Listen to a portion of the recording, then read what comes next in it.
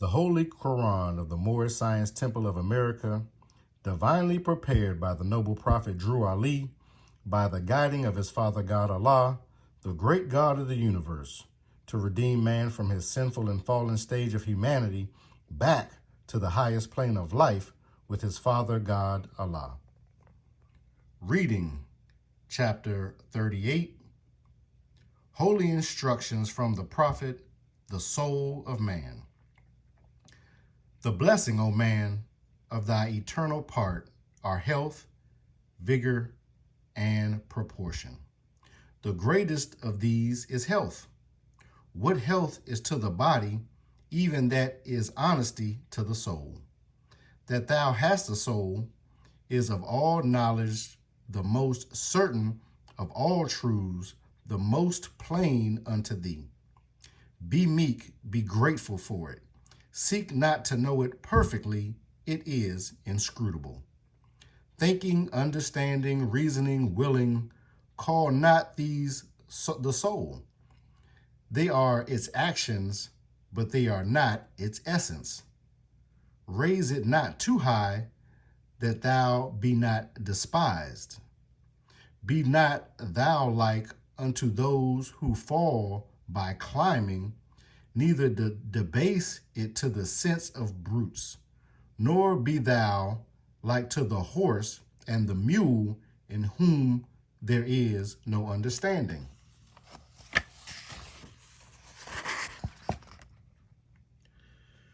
Search it by its faculties, know it by its virtues. They are more in number than the hairs of thy head. The stars of heaven are not to be counted with them. Think not with Arabia that one soul is parted among all men, neither believe thou wilt with the sons of Egypt, that every man hath many. Know that as thy heart, so also thy soul is one. Doth not the sun harden the clay? Does it not also soften the wax? As it is one sun that worketh both, even so it is one soul willeth contraries.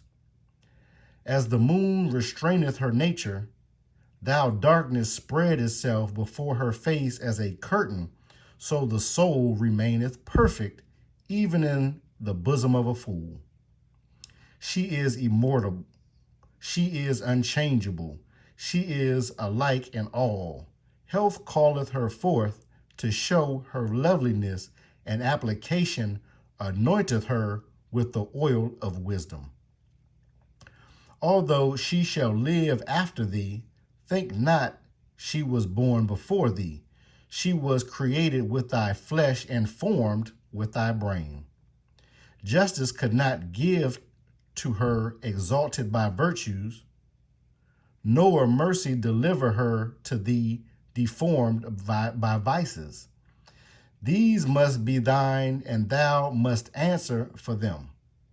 Suppose not death can shield thee from examination. Think not corruption can hide thee from inquiry. He who formed thee of thou knowest not what, can he not raise thee from thou knowest not what again? Perceiveth not the cock the hour of midnight? Exalted he not his voice to tell thee it is morning? Knoweth not the dog the footsteps of his master? Flieth not the wounded goat unto the herb that healeth him? Yet when these die, their spirit returneth to dust, thine alone surviveth. Envy not to these their sense, because quicker than thine own. Learn that the advantage lie not in possessing good things, but in knowing how to use them. Hadst thou the ear of the stag, or were thine eyes as strong and piercing as the eagle's? Didst thou equal the hound in smell, or could the ape resign to thee his taste, or could the tortoise her feeling? Yet without reason, what would they avail thee? Perish not all these like their kindred? Hath any one of them the gift of speech? Can any say unto thee, therefore did I do? The lips of the wise are as the doors of a cabinet. No sooner are they opened, but the treasures are poured out before thee. Like unto trees of gold arranged in beds of silver are wise sentences uttered in due season. Can thou think too greatly of thy soul, or can too much be said in its praise? It is the image of him who gave it.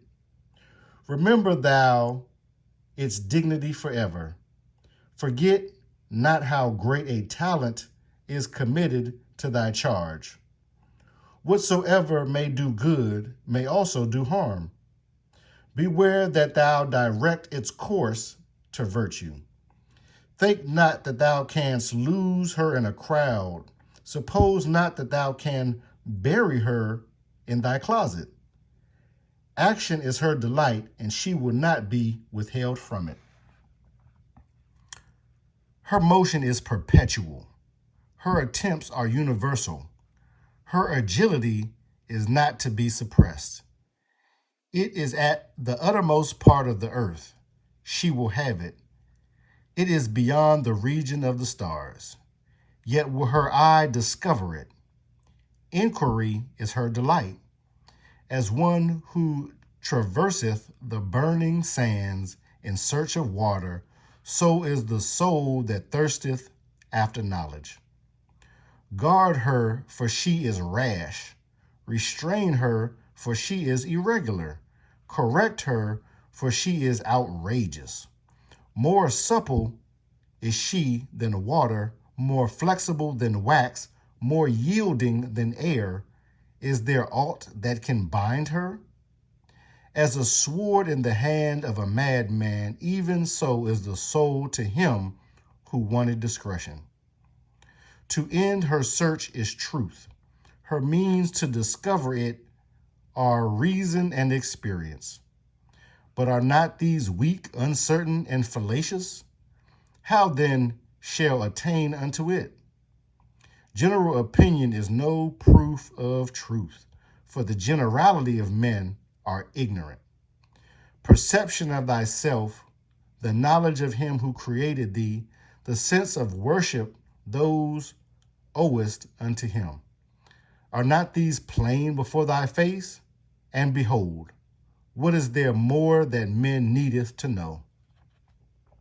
Reading from the Holy Koran of the Moorish Science Temple of America, divinely prepared by the noble prophet Drew Ali, by the guiding of his Father God, the great God of the universe, to redeem man from his sinful and fallen stage of humanity back to the highest plane of life with his Father God, Allah.